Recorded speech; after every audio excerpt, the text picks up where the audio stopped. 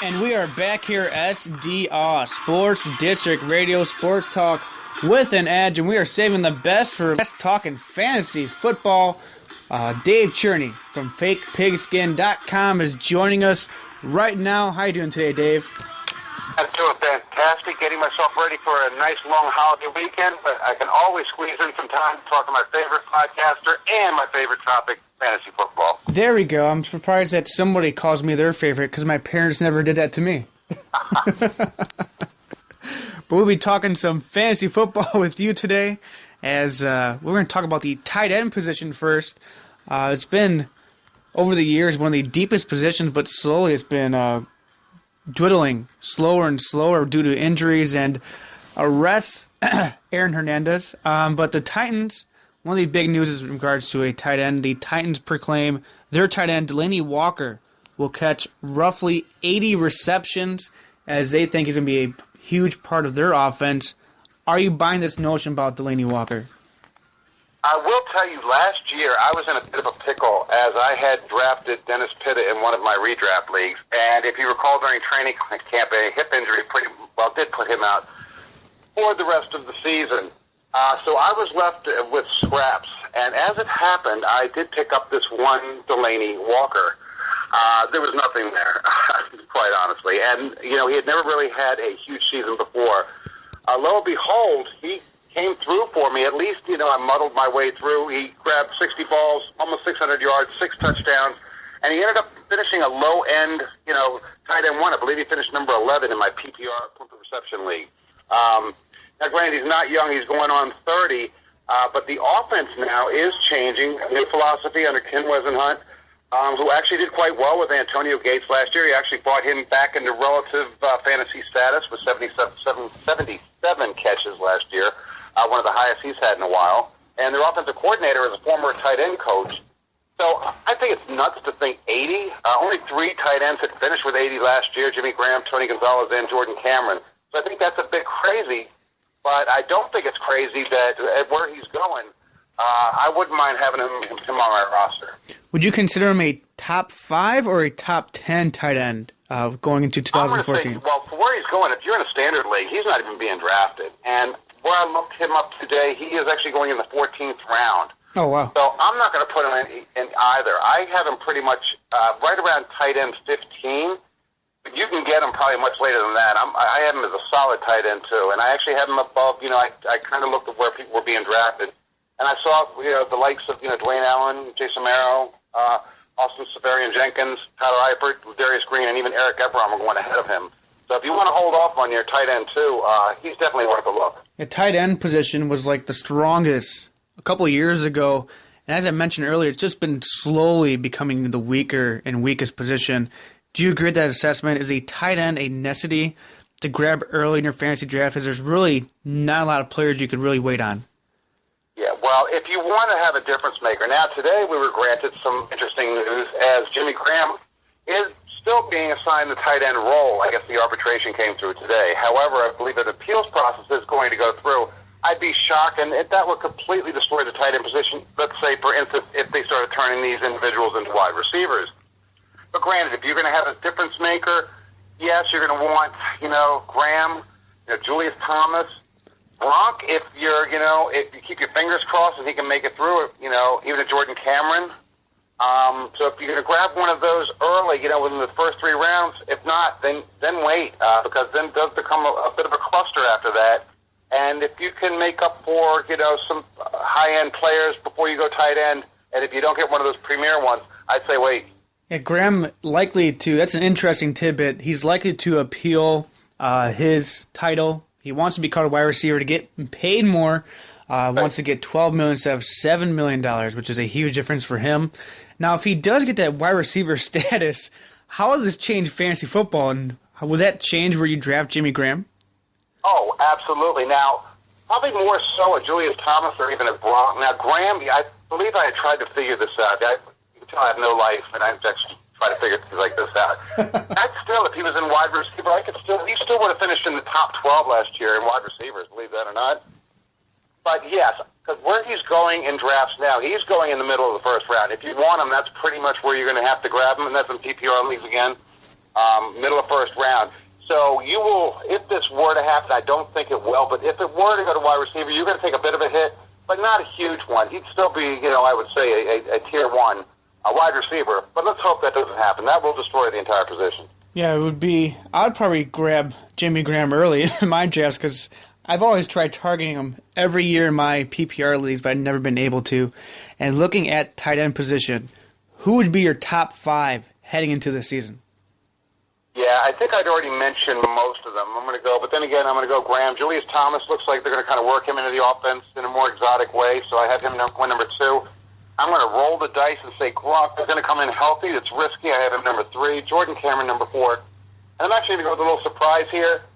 Even though he had a little bit of a down year last year, I think Jason Witten's got one more year in him. The only reason I put him there at number 5 because there are 2 others that actually I would have, and I'm going to monitor over the summer. Jordan Reed is actually going ahead of him in your ADP, but his concussions scare the heck out of me.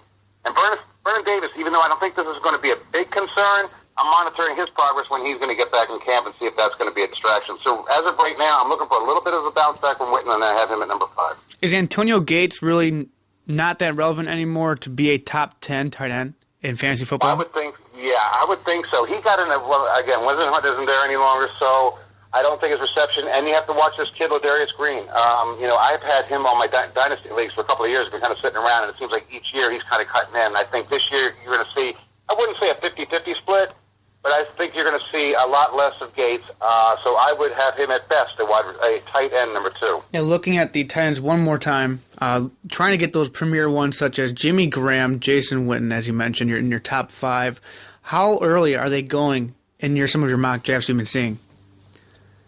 Graham and Julius Thomas. Well, Graham is going middle first. I'm just going off the top of my head. Julius Thomas is going, about 112, very end of the first. Gronk at the beginning of we're going to the beginning of the second round. Cameron, you can probably hold off until the 3rd. Witten, again, I say Jordan Reed is actually going in the 4th, 5th round. Witten isn't going until about the 6th, 7th. That was just my kind of guess on who I would have up there as of right now. And Vernon Davis probably going in around the 5th, 6th up there with Jordan Reed. So there's a little bit of a space between your top 3, and then Jordan Cameron around the 3rd, and then Witten, Reed, Vernon Davis, you're going around 5th, 6th. Another report out of New York is in regards to Rashard Jennings, a running back for the New York Giants. They have expected him to be the workhorse for the team at the running back. Before we dive into his fantasy football expectations, are you surprised by these reports that they want Jennings to be the workhorse in New York? Absolutely not. Not at all. I'm just looking at what happened last year when he was with the Raiders, and they actually benched a rather rare, healthy Gary McFadden. Just put him down, and Jennings, he had his premier year, and if you and I just wanted to go back just a little bit of statistics. When you're looking at this player, you look back at what he did in Jacksonville when MJD went down, and he had his, time to shine, and he did anything but.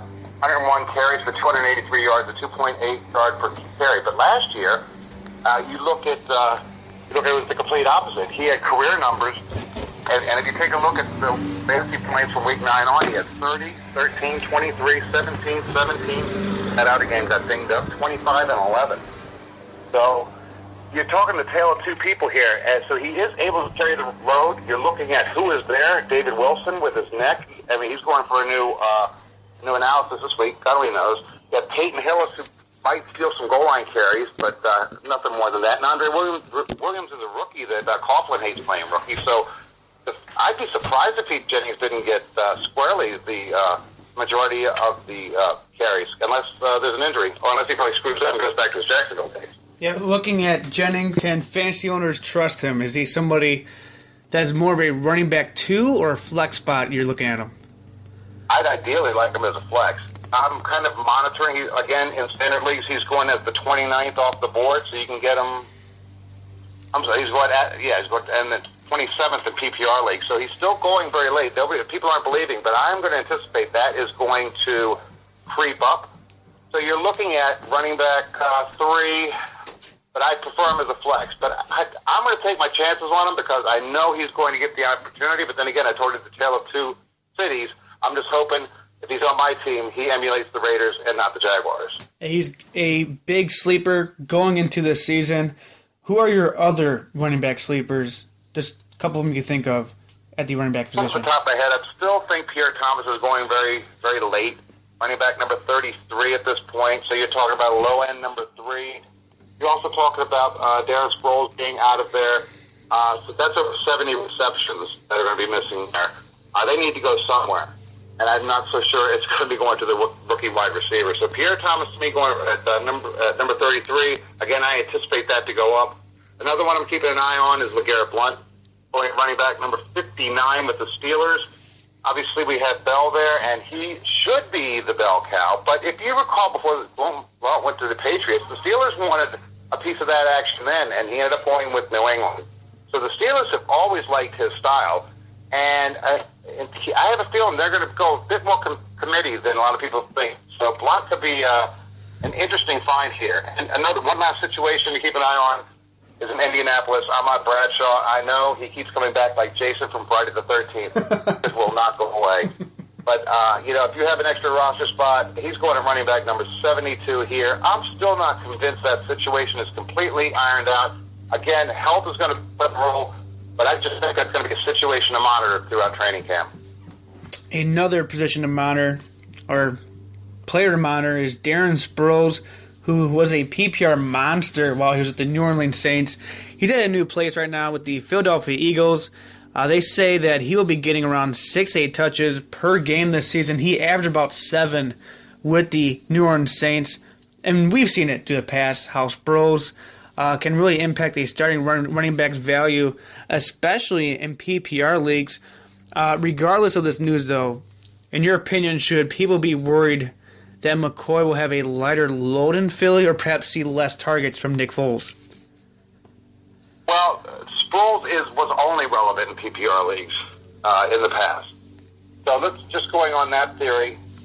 He is, when I read that 6 to 8 touches, I wasn't, and I should say, passes he's going to receive because he's not going to carry the ball much. Will that cut in? Of course, it's going to cut in a little bit, but I'm hearing just out of Philly camp now, or at least in the OTAs, that they've even sped up from what they've seen last year. I think they're not even they're pretty much exhausted, halfway through the practice, they're like passing, all right, maybe not passing out. They're struggling through with some wind issues. So, and Sproles has got some age on him, but with the highly aggressive offense that they're going to be running, that 6 to 8 touches, I don't think it's going to affect McCoy. McCoy is going to have pretty much the same workload as last year and should put up pretty much the same amount of numbers. Yeah, McCoy or AP is really the obvious number 1 draft pick in fantasy football this season. Looking at McCoy, you're saying Sproles' value is really in PPR leagues. Would McCoy be a more opted number 1 pick in standard leagues then, due to this fact that Sproles would be taking passes, or would you still take McCoy as a safe pick for number 1? I'm seeing most people are taking him number 1 in any format. I personally, maybe we can do this on the show, I have a little bit of a bounce back. Adrian Peterson won last year. This year I have him going number 1, but I have McCoy going number 2 in every format. And other people would argue with me to say that he's number 1 no matter what you're looking at. So you can't go wrong there. And Sproles, how would you consider him? Would you consider him a running back 2 or a flex option, or is he really just a safer option in PPR leagues? I'll let somebody else grab him. So you would not... You want a little better answer than that? No. He's actually going at a value. He's going in the 9th round or later. Mm-hmm. I still don't think there's going to be any value, obviously. I mean, even if McCoy gets hurt, I think they'll look more to a Chris Polk than they'll even look to Darren Sproles. Maybe Sproles will get more out of the passing game, but I just think the odds of him if you're going to have to get him in the 9th round, I think they can find better running backs there, or fill it in with another position in the 9th round, as opposed to I'm going to let someone else take him. And we are almost at that 30-day mark where the first preseason game does begin in the NFL, and that's when fantasy football does kick in high gears. And Dave, you guys have a draft guide coming out soon. When does that, or where can people perhaps find that online? Well, thanks for asking. As a matter of fact, you were a nice part of it. Yes, you can find it, the over 300 pages, the online draft guide at fakepigskin.com. Again, it's over 300 pages. I gave a different perspective. They asked me to do something a little different. That you're going to have every team is going to be covered on there. They're going to be all different types of rankings. You're going to have standard leagues, dynasty leagues, PPR leagues, IDP leagues, even some 2-quarterback stuff on there. So again, over at fakepigskin.com, I know you can pre-order it now for $5. It's delivered right to your inbox. And again, the section I had, I was able to go around and interview some of the other sites and ask them various types of questions, including broadcasting questions with this gentleman that I'm speaking with now. So I'll give you just a different perspective on the industry as a whole and just some different opinions other than from Fake Pigskin on what they think about the 2014 season. Yeah, I appreciated being part of that, and it was a great guide that I read, and I appreciate it, and I'll definitely have all my family members buy it and support this guide for you. And Dave, anytime. Where can everybody find you on the web? Again, you can find me on Twitter at, I shouldn't say it again, this is the first time I said it, at RoadWarrior_D. You can find me over at fakepigskin.com. I do monitor some blogs over at Beast House Fantasy Football, and the next time I speak with you, I'm going to have a big announcement on something I'm actually getting off my butt and doing myself. Oh, there we go. You're going to hear it first on Sports District Radio, too. You got it. All right, Dave, always a pleasure, and enjoy the 4th of July weekend for you. Be safe, everybody. Thanks again, Ryan. Have a good one, Dave. Take care. Take care. That was Dave Cherney joining us right now talking about some fantasy football as we are only 30, mark it, folks, 30 days away from preseason in the NFL season. Hopefully that makes sense, but only 30 days away. Cannot wait. It's the one thing I always look forward to is the NFL season. I'm a big baseball, basketball fan, but something about the NFL season just gets underneath my skin that makes me really excited for it to happen, and cannot wait for that to occur. Well, this has been a big show today as we had a high 5 guests today, and I appreciate them all joining us today, and I appreciate you listening to Sports District Radio. Be sure to follow us on the web at S District Radio on Twitter, and be sure to like us over there on Facebook, Sports District Radio, and go over all of our articles at fsportsu.com. I am Ryan Neiman. Thanks again for listening, and have a great week.